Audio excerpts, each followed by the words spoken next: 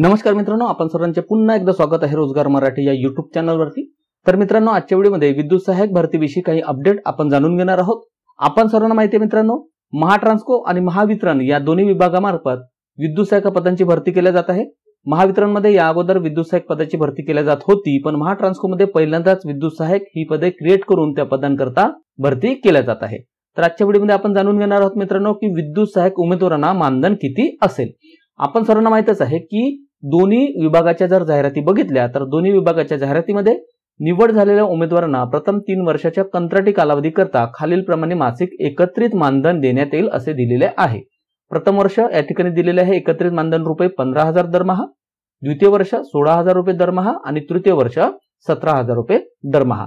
पण मित्रांनो, या मानधनामध्ये भरघोस अशी वाढ करण्यात आलेली आहे। ही आपल्याकरता आनंदाची बातमी आहे। पण ही वाढ किती झालेली आहे आणि कोणत्या बेसिकवरती आपण हे मुद्दा बोलत आहोत हे आपण व्हिडिओमध्ये पुढे जाणून घेणार आहोत। पण तत्पूर्वी आपण सर्वांना माहितच आहे की रोजगार मराठी चॅनलवरती विविध भरत्यांविषयी आपण या ठिकाणी माहिती देत असतो।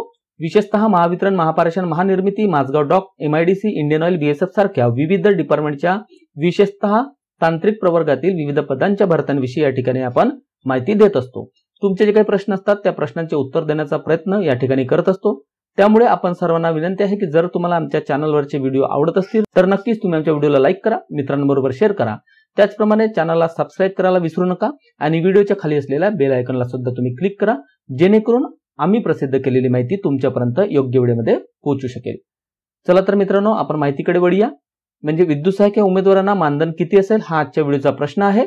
जसं की आपण व्हिडिओच्या सुरुवातीला बोललो की जाहिरातीमध्ये जे काही मानधन दिलेले आहे म्हणजे 15,000, 16,000 आणि 17,000 दरमहा, त्या मानधनामध्ये वाढ झालेली आहे। त्याचा बेस कोणता आहे आणि वाढ किती झालेली आहे ते आपण जाणून घेऊ।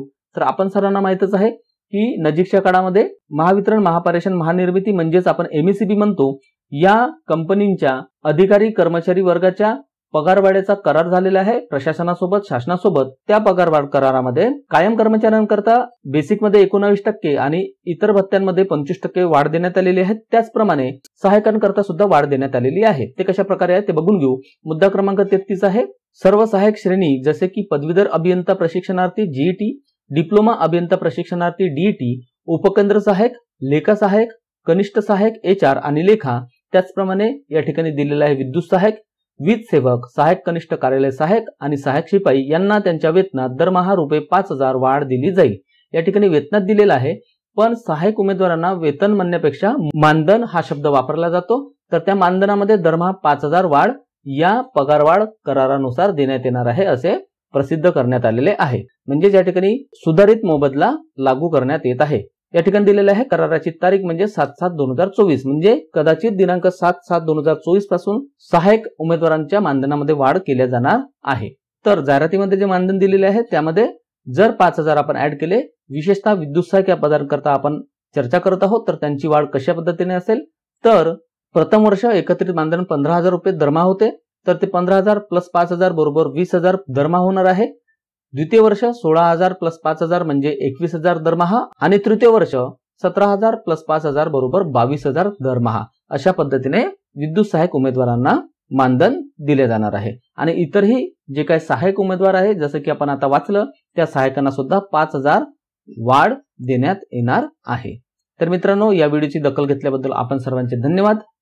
आजच्या व्हिडिओमध्ये तुर्तास एवढंच। लवकरच भेटूया नवीन व्हिडिओमध्ये नवीन माहितीसोबत। धन्यवाद।